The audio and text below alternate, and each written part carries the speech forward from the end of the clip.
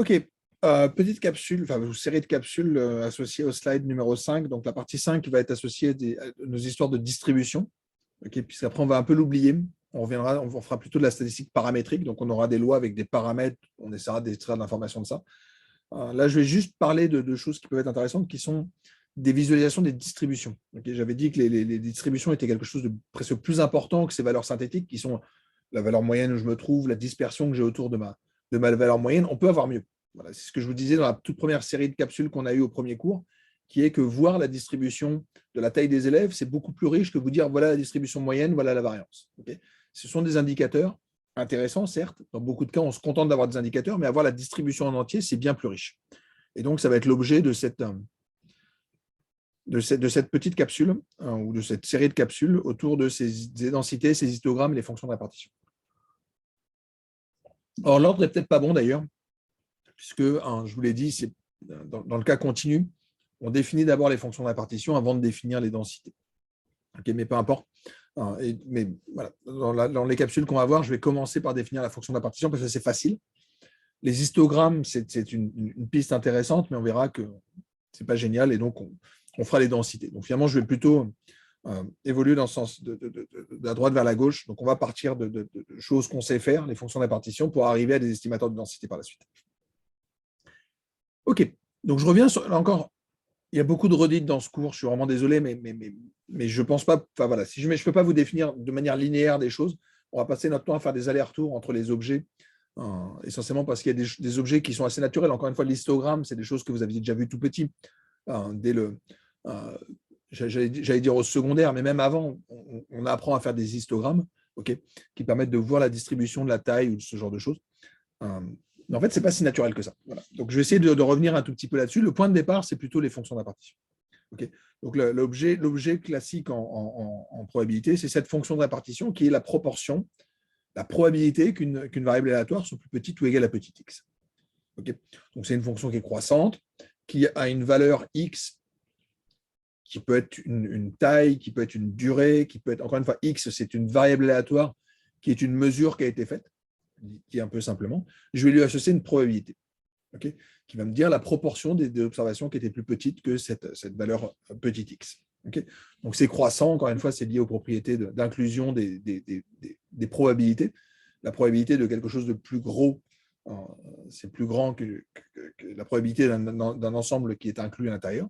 Okay, et donc, on a une fonction qui est effectivement croissante et qui a valeur dans 0,1 parce que j'ai une probabilité. Les probabilités sont dans 0,1. Okay, donc ça, là encore, je renvoie aux capsules ou aux slides sur les probabilités. Donc, un estimateur standard, c'est lié donc c'est ce que j'appelle la fonction de répartition empirique. Le mot empirique veut toujours, dans ma bouche, veut toujours dire quand on passe d'un objet formel à une grandeur définie sur des données. Okay, donc, je vais avoir un échantillon x1, xn, je veux construire l'équivalent de cette fonction de répartition. Je ne connais pas la variable aléatoire sous-jacente, je ne connais que mes observations. Okay, donc, c'est vraiment ça qu'on est en train de se dire. J'ai mes observations x1, xn. Ce qu'on verra par la suite, c'est qu'on peut construire un modèle probabiliste. Je pourrais dire, je suppose que j'ai des tirages de loi normale, je suppose que j'ai des tirages de loi exponentielle, mais pour le moment, je ne suppose pas grand-chose, si ce n'est qu'ils ont une même loi, f, mais je ne sais pas grand-chose de plus. En tout cas, il n'y a pas de paramètre pour l'instant. Okay, comment est-ce que je pourrais avoir l'équivalent empirique de cette grandeur-là, c'est-à-dire de cette probabilité? Et on utilise le terme que j'utilise tout le temps, qui est qu'une probabilité, c'est une proportion. Okay, donc ça, c'est la définition empirique ou probabiliste ou fréquentiste même de ces grandeurs-là.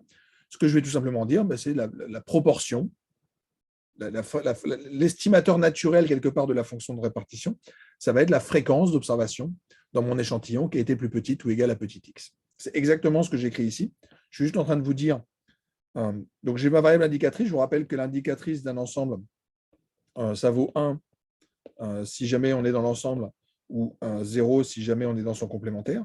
Okay, donc là, ça veut dire quoi? Ça veut dire, ici, j'ai une indicatrice du fait que xi était plus petite ou égale à x. Si jamais cette affirmation est vraie, donc si effectivement xi est plus petit ou égal à petit x, dans ces cas-là, je renvoie 1, et sinon, je renvoie 0. D'accord, donc c'est vraiment cette fonction binaire 0, 1. Okay, donc, tout simplement, ça me permettra de faire un comptage. D'accord, donc je vais cette somme des xi, cette somme des indicatrices des xi plus petit ou égal à petit x, je compte combien d'observations sont plus petits ou égales à petit x. Okay, donc, petit x, c'est une notation symbolique pour dire, encore une fois, je me prends 2, je prends 5, je prends 8, je prends 13, je prends 0,73, ce genre de choses. Les xi, ce sont mes données. Okay, donc, les xi, ce sont mes observations. Petit x, c'est une grandeur, idéalement dans le même ordre de grandeur, c'est-à-dire que si j'ai des observations en centimètres, petit x, ça pourrait être 1,50 m, 1,60 m, 1,80 m, potentiellement 2 mètres, mais au-delà, ça ne sert plus à grand-chose. Donc, on est vraiment sur ce range de valeurs possibles pour x, pour les xi. Okay, donc, les tailles, elles sont à peu près entre 1,40 m et 2 mètres. Okay, donc, mes petits x, ça veut être n'importe quelle valeur à peu près dans cet intervalle. Okay, mais je peux la définir pour tout x. Je pourrais même prendre moins 5, la probabilité d'être plus petit, il n'y a aucune observation plus petite que moins 5. Okay, donc, je suis effectivement défini sur R, donc je compte. Donc, j'ai ma notation ici avec mes indicatrices, avec des ensembles. Est-ce que je suis dans cet ensemble-là? Voilà. Donc, je compte et puis je divise par n pour récupérer une fréquence. Donc, on est vraiment dans l'interprétation, mais qu'on fait quand on est tout petit des probabilités. Okay, une probabilité, c'est quoi? C'est le nombre d'événements favorables sur le nombre d'événements total. Okay, la probabilité de tirer une carte qui sera un carreau dans un jeu de cartes, c'est la proportion des carreaux sur le nombre total de cartes. C'est le nombre de carreaux sur le nombre de cartes. Okay, donc je reviens vraiment sur une interprétation qui est juste une fréquence de mes probabilités. D'accord, donc je dis juste quelle est la fréquence du fait que ma variable indicatrice du fait que je suis plus petit que x ait été observée. Okay, donc je vais le faire sur un petit dessin juste pour qu'on comprenne vraiment la construction de cet objet-là. Okay, donc, premièrement, j'ai mes observations. Donc, en l'occurrence, ici, j'ai 6 observations. Okay, alors, j'aurais dû le faire dans le bon sens. J'ai mon observation x1, x2, x3, x4, x5, x6. Donc, j'ai mes 6 observations. On voit qu'on a des valeurs négatives. Enfin, voilà. Je ne sais pas ce que j'ai observé, mais peu importe. Voilà, j'observe ces 6 valeurs. Donc, manifestement, on n'est pas sur des tailles d'élèves puisque je peux atteindre des valeurs négatives. Mais peu importe. Ce qu'il faut juste comprendre, c'est que peu importe où vous vous trouvez en x, ce n'est pas très important. Enfin, c'est pas très important. C'est lié à votre problème. Mais je peux définir cette fonction, quels que soient les types de grandeur que je manipule. La seule chose, c'est que je suis en univarié, donc j'ai une observation. Ça peut être, voilà, c'est à peu près n'importe quoi. Pensez à des tailles, pensez à n'importe quoi. Donc, première chose, je me donne un petit x. Donc, par exemple, le petit x va se trouver, alors je commence sur une valeur très à gauche ici. Mon petit x va se trouver ici. Okay, et donc, ce que je dis, c'est je vais regarder combien d'observations étaient plus petites ou égales à petit x. Donc, en fait, j'ai personne à gauche de petit x, donc ça va être 0. Donc, ma fonction de répartition, f de x, en ce point petit x, qui est peut-être… Encore une fois, je ne mets pas d'unité pour que vous compreniez un peu à quel point cet objet est général. Okay, mais la fonction de répartition empirique sur f chapeau de petit x, ici, ça vaut 0 tout le temps. Donc, cette somme, elle est nulle. Okay, et donc, la proportion d'observations qui sont plus petites ou égales à petit x, ça vaut 0. Et donc, ma fonction ici vaut 0. Je vais me placer ailleurs. Supposons que je me place cette fois-ci sur ce point petit x. Je regarde la proportion des points qui sont effectivement plus petits ou égaux à petit x. J'en ai 4. Pardon, j'en ai 3. J'ai l'observation 1, l'observation 4, l'observation 6. Okay, donc, j'ai 3 observations qui sont plus petites ou égales à petit x. N est égal à 6. Okay, tout simplement, encore une fois, j'ai 6 observations. 1, 2, 3, 4, 5, 6. Donc, j'ai la moitié des observations. J'ai 3 observations sur 6 qui sont plus petites ou égales à mon petit x, le petit x étant cette valeur ici. Okay, donc, j'ai la moitié des observations qui sont plus petites ou égales à petit x. Alors, je suppose que mon 1 se trouve ici. Donc, je suis très exactement à la moitié. Okay, donc, j'ai effectivement les mêmes distances. Je suis à équidistance entre mon 0 et mon 1. La moitié des observations sont plus petites ou égales à petit x. Okay, donc, c'est comme ça qu'on construit notre fonction de répartition. Je compte combien d'observations sont plus petites ou égales à petit x. Et ce qu'on peut observer, c'est que tant que je suis plus grand que l'observation x6 est plus petit que l'observation x3, qui sont respectivement la troisième et la quatrième plus grande valeur. Donc, c'est la différence entre mes statistiques et mes statistiques d'ordre. Okay, j'ordonne mes observations. Donc, x6 était ma troisième plus grande, x4 est ma quatrième plus grande. Tant que je suis entre ces deux valeurs, dans ces cas-là, ma fonction, elle est constante, essentiellement parce que le nombre d'observations qui sont plus petits ou égaux à petit x, il est constant. Okay, si jamais je me mets là, je me mets là, je me mets là, je me mets là, je me mets là, je me mets là, n'importe où, j'ai très exactement 3 observations qui sont plus petites. À partir du moment où je commence à me placer à droite de x3, dans ces cas-là, je bascule à 4. Okay, donc, tant que je suis dans cet intervalle-là, je suis très exactement à 3 sur 6. Dès que je vais passer la valeur x3, ben, je vais faire un saut, simplement parce que je vais récupérer 4 sur 6. Et dès que je passe à gauche de x6, ben, dans ces cas-là, je vais perdre ma troisième observation, j'en aurai plus que 2. Et donc, je vais me retrouver à 2 sur 6. Okay, donc, on retrouve le fait que ma fonction, elle est constante, très exactement, entre chacune des observations. Et donc, on récupère comme ça cette valeur constante à 1,5. Okay. Puis ici, on va rajouter un sixième, essentiellement parce que dès que je franchis un x3, donc si jamais je me place en un x qui est très exactement à droite de x4, dans ces cas-là, je fais ce petit saut, puisque au lieu d'avoir 3 observations sur 6, j'en ai 4 observations sur 6 qui sont plus petites que petit x, et donc je récupère ce saut. Et donc, si je regroupe tout ça, ben en fait, on a cette fonction en escalier, qui est tout ce qu'on va appeler donc, la fonction de répartition empirique. Donc, la fonction de répartition empirique dont la définition est là. Donc, cette formule, qui peut sembler relativement rébarbative, c'est juste ça qu'elle nous dit. Elle nous dit, cet objet-là, c'est la fonction de répartition empirique de mes données, qui va être une fonction qui va présenter ces sauts. Donc, au début, je vais juste essayer de garder une cohérence en termes de couleur. Tant que je n'ai pas d'observation, je suis à 0. Dès lors que je rencontre la première, je fais un saut. Je fais un saut de quoi? Je fais un saut de 1 sur n. Essentiellement parce que tout d'un coup, dès lors que je passe la première, donc dès lors que je suis un tout petit peu plus grand que le minimum, dans ces cas-là, cette fonction-là vaudra 1. Il y a une observation qui est en dessous, c'est le minimum. Et donc, je vais avoir du 1 divisé par n. Donc, je fais un petit saut, je passe en 1 sur n. Puis, je vais être constant jusqu'à ce que j'atteigne la deuxième plus grande valeur. Et là, je vais refaire un saut de 1 sixième. Donc, de 1 sur n. Donc, à chaque fois, je fais un saut de 1 sur n. Et entre chacune des observations, je suis constant.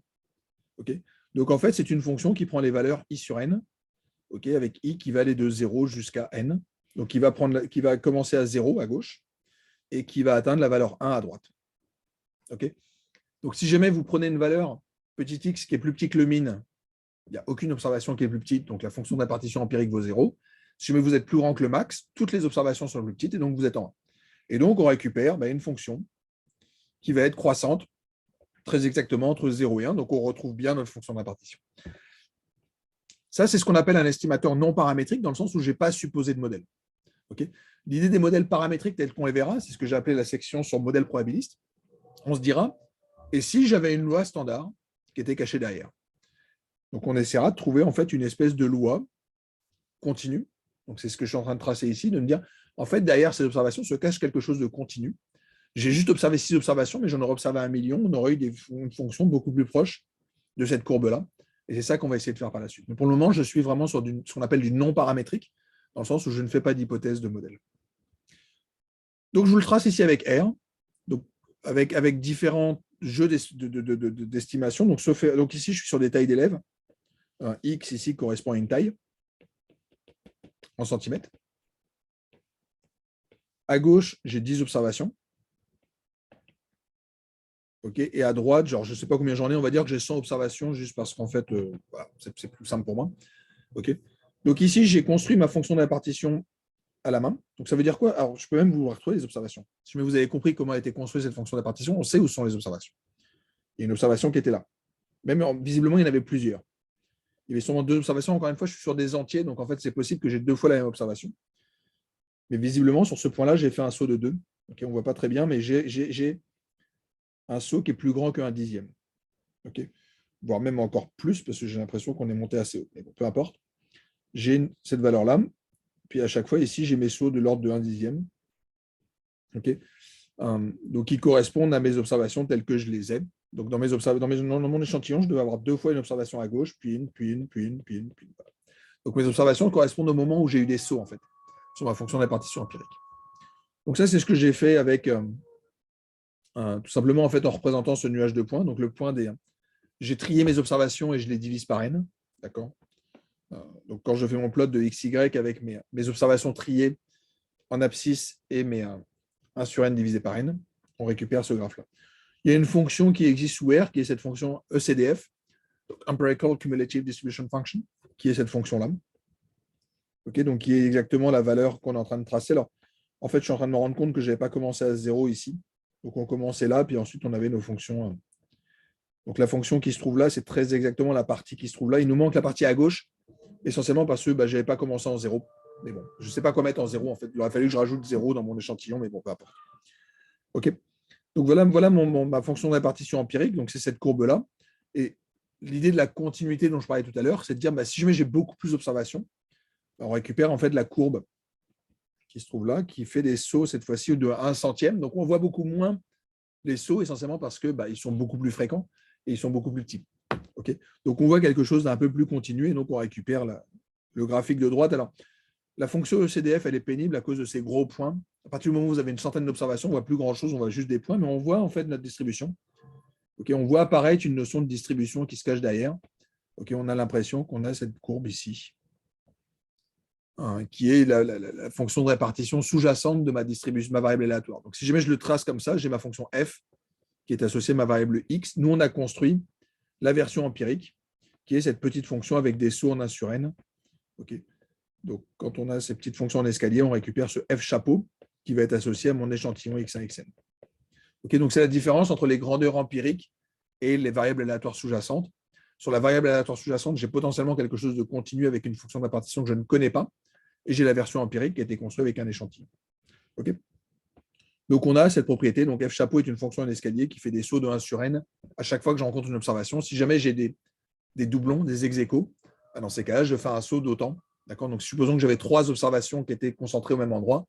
Dans ces cas-là, je fais un saut de 3 sur n. Et encore une fois, tout est inclus dans cette définition de la somme des indicatrices. OK, on fait une petite pause et on attaque les histogrammes.